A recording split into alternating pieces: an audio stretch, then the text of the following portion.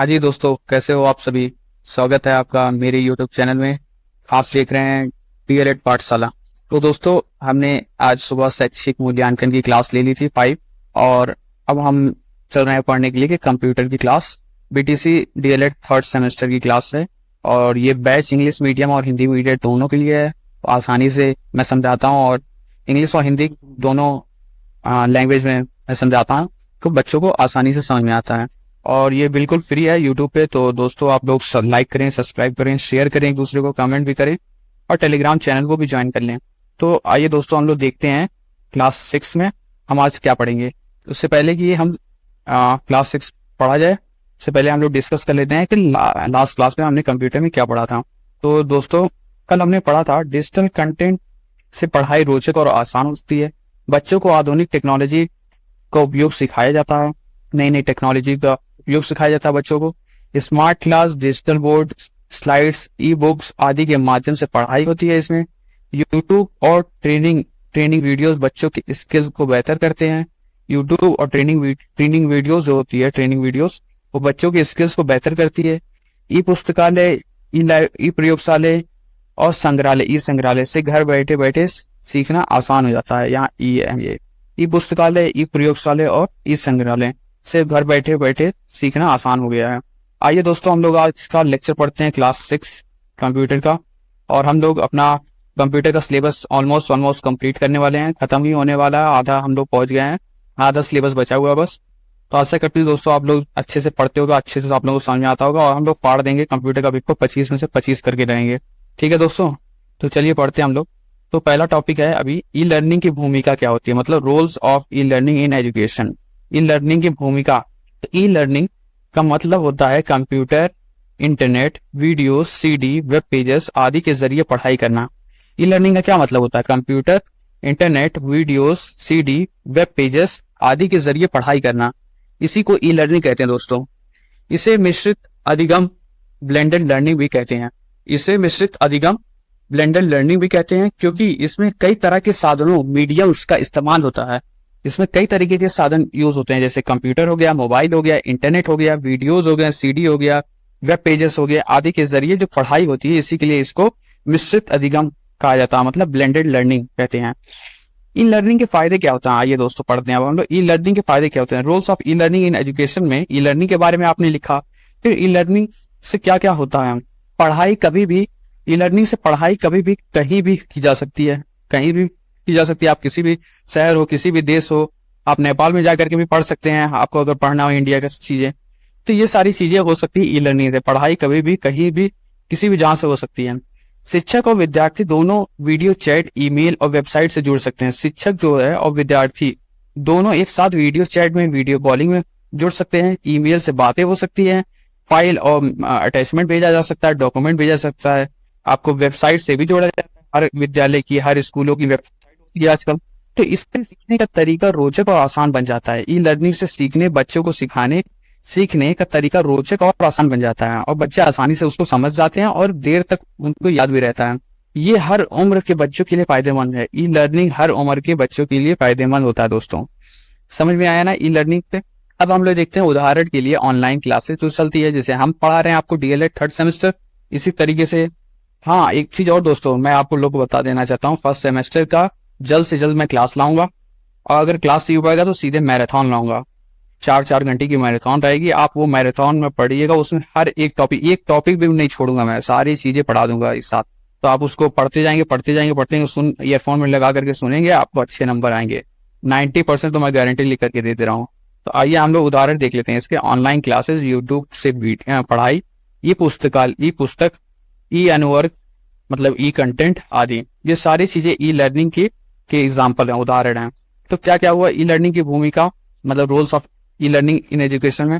इसमें ई लर्निंग का मतलब हो गया कि ई लर्निंग का मतलब computer, internet, video, CD, web pages आदि के जरिए पढ़ाई होती है, पढ़ाई करना। इसे मिश्रित अधिगम भी कहा जाता है, ब्लेंडेड लर्निंग भी कहा जाता है, क्योंकि इसमें कई तरीके के साधन, कोई तरीके के मीडियम का इस्तेमाल होता है। ई लर्निंग से पढ़ाई कभी भी, कहीं भी की जा सकती है। शिक्षक और विद्यार्थी दोनों वीडियो चैट, ईमेल और वेबसाइट से जुड़ सकते हैं। इससे सीखने का तरीका रोचक और आसान हो जाता है, और हर उम्र के बच्चों के लिए फायदेमंद होता है। उदाहरण के लिए ऑनलाइन क्लासेस, यूट्यूब पे जैसे हम लोग पढ़ाई कर रहे हैं, ई ई बुक हो गया, ई अनुभव मतलब ई कंटेंट हो गया आदि। ठीक है दोस्तों, समझ में आया आप लोगों को? आशा करता हूँ आप लोगों को ये टॉपिक अच्छे से याद हो गया होगा। अब हम चलते हैं आगे के टॉपिक में। आगे क्या है? दूरस्थ शिक्षा मतलब डिस्टेंस लर्न एजुकेशन। ये टॉपिक आपने फर्स्ट सेमेस्टर में भी पढ़ा होगा, ये सेकंड सेमेस्टर में भी पढ़ा होगा, अब थर्ड सेमेस्टर में फिर से ये टॉपिक आप लोग पढ़ रहे हैं, कंप्यूटर के सब्जेक्ट में। तो देखते हैं दूरस्थ शिक्षा में, जब विद्यार्थी और शिक्षक एक ही जगह नहीं होते, एक जगह नहीं होते हैं, दूर दूर होते हैं। दूर है ना, दूरस्थ मतलब एक जगह नहीं है, दूर दूर है, फिर भी पढ़ाई जारी रहती है और फिर भी उन दोनों के बीच में पढ़ाई होती है, शिक्षक विद्यार्थी को पढ़ाता है, उसे दूरस्थ शिक्षा डिस्टेंस लर्निंग कहते हैं। इसके लिए इस्तेमाल क्या क्या होता है? रेडियो यूज होता है, पहले के जमाने में रेडियो इस्तेमाल होता था। दूरदर्शन, दूरदर्शन का इस्तेमाल होता है मतलब TV, mobile, internet, online chat, video club आदि, ये सारी चीजें इस्तेमाल की जाती है डिस्टेंस एजुकेशन करने के लिए। Radio, Doordarshan, mobile, internet, online chat, video club. अब इसके हम लोग फायदे देख लेते हैं कि दूरस्थ शिक्षा के फायदे क्या होते हैं। समय और पैसे दोनों की बचत हो जाती है, आपको दूर दूर जाना नहीं पड़ता पढ़ने के लिए, आपके समय भी कम लगता है और पैसे भी कम खर्च होते हैं। वहां जाएंगे आप, वहां रेंट लेकर के, पता चला रेंट लेकर के 5,000 रेंट ले रहे हैं, फिर रह रहे हैं, इससे अच्छा वहीं बैठ करके आप पढ़ ले रहे हैं डिस्टेंस एजुकेशन से। तो अब हम दूसरे पे आते हैं, हर स्तर लेवल के बच्चों के लिए उपयोगी होता है, प्राइमरी से लेकर उच्च शिक्षा तक हर लेवल के लिए उपयोगी होता है। ऐसा नहीं है कि केवल उच्च के लिए ही रहता, प्राइमरी के लिए भी उपयोगी है और उच्च के लिए भी उपलब्धि है, उपयोगी है। हाँ, तो थर्ड हम लोग आते हैं, जो बच्चे स्कूल नहीं जा सकते वे घर से पढ़ाई कर सकते हैं। अब जो लोग बच्चे स्कूल नहीं जा सकते हैं, जिसको जैसे उनके पास वक्त नहीं है या उनके पास टाइम नहीं है या विकलांग है या और भी कोई चीज की परेशानी होने तो स्कूल नहीं जा सकते, वो घर से पढ़ाई कर सकते हैं, उसमें कोई दिक्कत नहीं है। चौथा पॉइंट है, हर बच्चे अपनी गति अपनी स्पीड से पढ़ाई कर सकता है। अब देखो कई बच्चे होते हैं ऑनलाइन जब एग्जाम आता है तो 1x में नहीं वो पढ़ेंगे, वो स्पीड उनको हो जाएगा 2x 3x, है ना दोस्तों? ऐसे ही करते हो ना, मैं भी ऐसे ही करता हूँ 3x। तो अपनी अपनी गति, जिसकी जितनी गति होती है उससे पढ़ाई करते हैं। अब कोई टीचर अगर तेज पढ़ाता है, मान लो मैं तेज पढ़ाता हूँ, तो आप 0.5x पे पढ़ोगे, उसको स्पीड कम कर दोगे। या आपको जल्दी समझ में आता है तो आप 2x 3x पे चलोगे। आपके सीखने और आपकी गति से पढ़ाई, अपनी गति से उसको चेंज कर सकते हो, अपनी पढ़ाई कर सकते हो। कभी भी रोक करके आप फिर से वो चीज टॉपिक पढ़ सकते हो, वो विषय को आप फिर से पढ़ सकते हैं। तो ये हो गया डिस्टेंस एजुकेशन, दूरस्थ शिक्षा। क्या होता है? जब विद्यार्थी और शिक्षा एक ही जगह नहीं होते फिर भी पढ़ाई जारी रहती है, उसे दूरस्थ शिक्षा कहते हैं, हम दूरस्थ लर्निंग कहते हैं। इसके लिए इस्तेमाल होते हैं radio, Doordarshan, mobile, internet, online chat, video club आदि। फायदे क्या क्या होते हैं? समय और पैसे दोनों की बचत होती है, हर स्तर के लिए उपयोगी होता है, चाहे उच्च हो चाहे प्राइमरी हो। तीसरा, जो बच्चे स्कूल नहीं जा सकते वो घर से पढ़ाई कर सकते हैं। चौथा, हर बच्चा अपनी गति से पढ़ाई कर सकता है, हर बच्चा अपनी गति से सीखता है। ठीक है दोस्तों, आइए तो अब हम लोग पढ़ते हैं, एक टॉपिक है एजुसेट, एजुसेट EDU सेट। ठीक है, एजुसेट, एजुसेट क्या होता है? भारत का पहला शैक्षिक उपग्रह है, एजुकेशनल सैटेलाइट होता है दोस्तों। एजुसेट क्या है? एक सैटेलाइट है, देखिए सैटेलाइट की फोटो भी मैंने लगाई है ना, इसी के लिए लगाई है कि आपको पता चल जाएगी होता क्या है। एजुसेट क्या होता है? भारत का एक पहला शैक्षिक उपग्रह है, एजुकेशनल सैटेलाइट है। इसका ये कब हुआ था लॉन्च? 20 सितंबर 2004 में, याद रखिएगा दोस्तों, 20 सितंबर 2004 को लॉन्च है। और अगर भारत में ये भारत का है तो इसका मतलब इसरो ने है बनाया है, तो इसरो द्वारा बनाया गया था। जगह क्या है? श्रीहरिकोटा, श्रीहरिकोटा। तो समझे दोस्तों, एजुसेट क्या होता है? एजुसेट भारत का पहला शैक्षिक उपग्रह है, एजुकेशनल सैटेलाइट जिसको कहते हैं। तो समझ में आया दोस्तों ना? तो ये लॉन्च हुआ था 20 सितंबर 2004 को। जगह जहां लॉन्च हुआ था श्रीहरिकोटा में, इसरो द्वारा लॉन्च हुआ था। इसी को आप श्रीहरिकोटा को आप सतीश धवन स्पेस सेंटर भी कहते हैं। समझ आया दोस्तों, ये इंडिया का मतलब एक इसरो का सेंटर है। और इसका उद्देश्य क्या होता था? इसका उद्देश्य ये था कि शिक्षा को हर घर तक, इसका उद्देश्य ये था दोस्तों कि शिक्षा को, हाँ, शिक्षा को घर घर तक पहुंचाना, घर घर तक पहुंचाना, खासकर गांव तक और दूर दराज क्षेत्रों में, दूर दराज क्षेत्रों में और गांव तक जहां और कुछ नहीं पहुंच सकता, टीचर की उपलब्धि नहीं है, स्कूलें उतना नहीं है, तो वहां तक शिक्षा पहुंच सकेगी। इसका काम था एजुसेट का।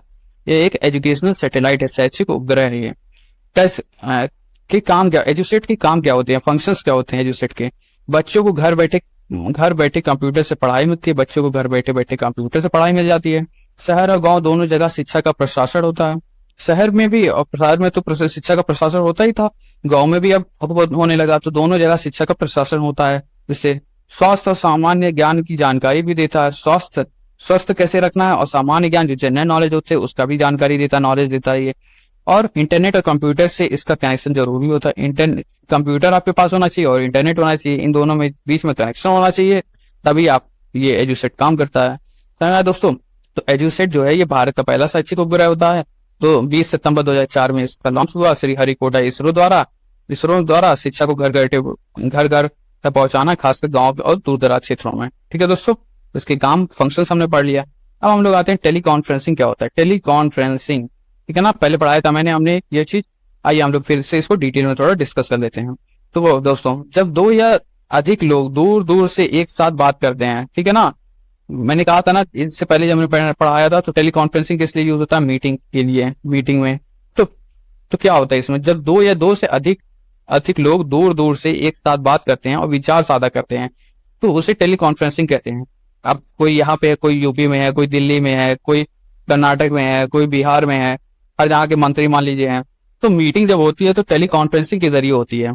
एक साथ, एक जहाँ पे सब लोग आ नहीं सकते तो उनको मीटिंग में बुलाया जाता है, उनको ऑनलाइन किया जाता है। तो जब दो या अधिक लोग द्वारा एक साथ बात करते हैं, जब दो या अधिक लोग दूर दूर से एक साथ बात करते हैं, अपने विचारों को साझा करते हैं, उसे ही टेली कॉन्फ्रेंसिंग कहा जाता है दोस्तों। उपकरण क्या क्या यूज होते हैं इसमें? मोबाइल, कंप्यूटर, लैपटॉप, बड़ी स्क्रीन जिसमें दिखाए जा सकते हैं, जैसे प्रोजेक्टर वगैरह। तो मैं दोस्तों, अब हम लोग देखते हैं इसके प्रकार क्या क्या होते हैं, कौन कौन से प्रकार होते हैं टेली कॉन्फ्रेंसिंग के। ऑडियो टेली कॉन्फ्रेंसिंग, इसमें सिर्फ आवाजें होती हैं, केवल आवाज होता है। वीडियो टेली कॉन्फ्रेंसिंग, इसमें आवाज और वीडियो, आपकी वीडियो भी दिखाई जाती है, आपकी आवाजें भी आती हैं। फिर तीसरा आता है कंप्यूटर टेली कॉन्फ्रेंसिंग, मतलब मल्टीमीडिया। ये मल्टीमीडिया, इसमें सारी चीज की होती है चीजें, आप फाइल वगैरह सारी चीजें दिखा सकते हैं, शेयर कर सकते हैं एक दूसरे को, सारी चीजें मल्टीमीडिया फंक्शन होता है इसमें। तो तीन प्रकार के होते हैं, एक ऑडियो लेवल कॉन्फ्रेंसिंग होता है, वीडियो लेवल कॉन्फ्रेंसिंग होता है टेली कॉन्फ्रेंसिंग, और तीसरा है कंप्यूटर टेली कॉन्फ्रेंसिंग। समझ में आ गया ना दोस्तों? अब इसके फायदे क्या होते हैं, आइए हम लोग फायदे देख लेते हैं। इसके फायदे हैं, दूर रहकर भी शिक्षक और विद्यार्थी एक साथ बात कर सकते हैं। टेली कॉन्फ्रेंसिंग से दूर है शिक्षक और विद्यार्थी, एक दूसरे से दूर है फिजिकली, लेकिन बात कर सकते हैं टेली कॉन्फ्रेंसिंग के थ्रू, फोन के थ्रू, कंप्यूटर के थ्रू, लैपटॉप के थ्रू। शिक्षा विज्ञान व्यवसाय जैसे क्षेत्र में उपयोगी है।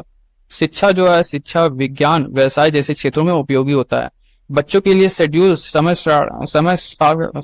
सारणी तैयार किया जा सकता है, बच्चे के लिए शेड्यूल तैयार किया जा सकता है आप दूर से। ये सारी चीजें टेली कॉन्फ्रेंस के फायदे होते हैं। ठीक है दोस्तों, टेली कॉन्फ्रेंसिंग क्या होता है हम लोग पढ़ लिए, डिवाइसेस क्या होते हैं, उसके प्रकार कितने हैं, उसके फायदे कितने हैं, क्या क्या हैं। ठीक है दोस्तों, आइए अब हम लोग देखते हैं प्रसार भारती की शैक्षिक सेवाएं। प्रसार भारती मतलब educational service of Prasar Bharati. Prasar Bharati क्या था, ठीक है, कि शैक्षिक सेवाएं, क्या शैक्षिक सेवाएं थी इनकी। तो प्रसार भारती जो था एक रेडियो स्टेशन था, एफएम रेडियो स्टेशन होता था प्रसार भारती में। तो उसी के बारे में ये बात किया जा रहा है कि शैक्षिक सेवाएं कौन कौन से एजुकेशनल सर्विसेज ये देता था।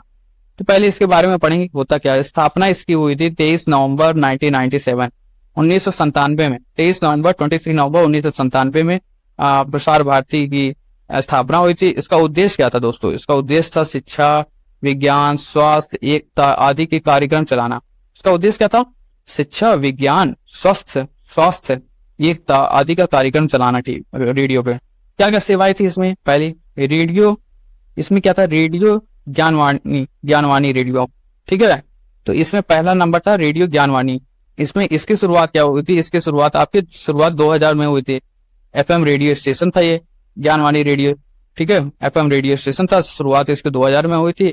गांव और शहरों तक शिक्षा पहुंचाता था, गांव और शहरों तक शिक्षा पहुंचाता था। विषय इसके क्या क्या पढ़ाया जाता था इसमें, किस किस चीज की नॉलेज दी जाती थी आपको? कृषि की, विज्ञान की, महिला सुरक्षा की और बाल शिक्षा की।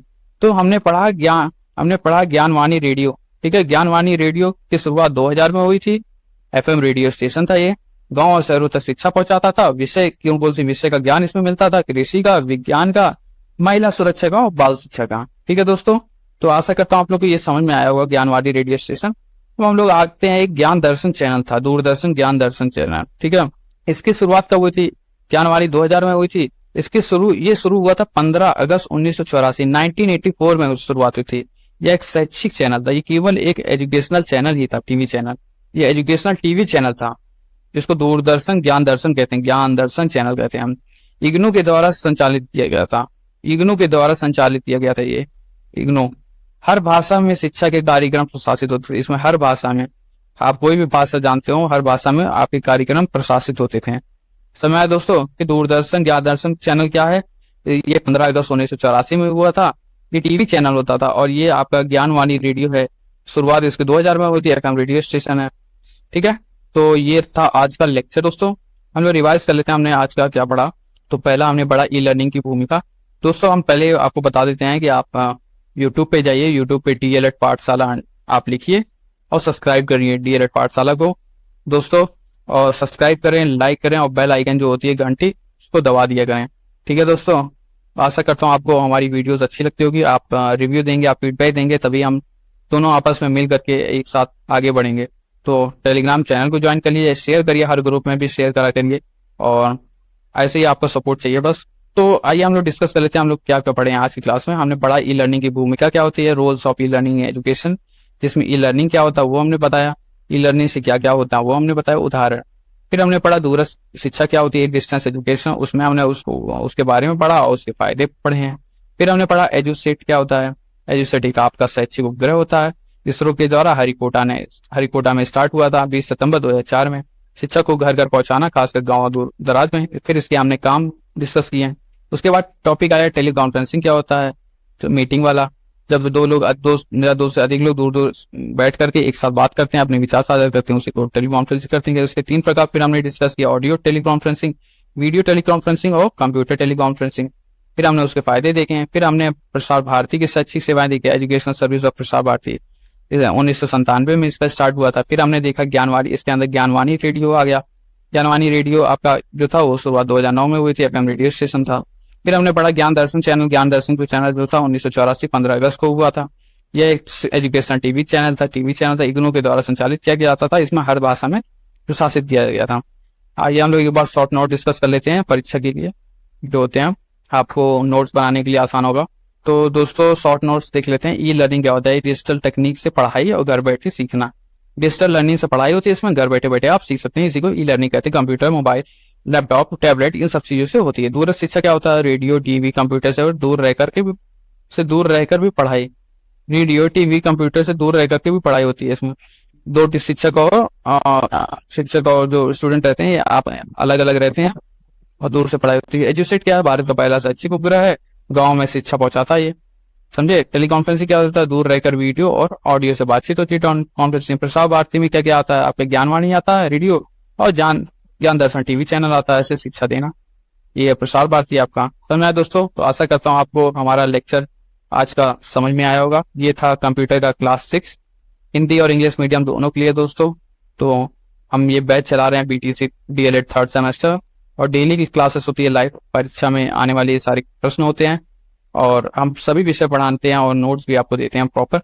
तो दोस्तों आशा करता हूँ आपको वीडियो अच्छा लगा होगा। लाइक करें, सब्सक्राइब करें, शेयर करें और कमेंट भी करा करें, बेल आइकन भी दबा दिया करें।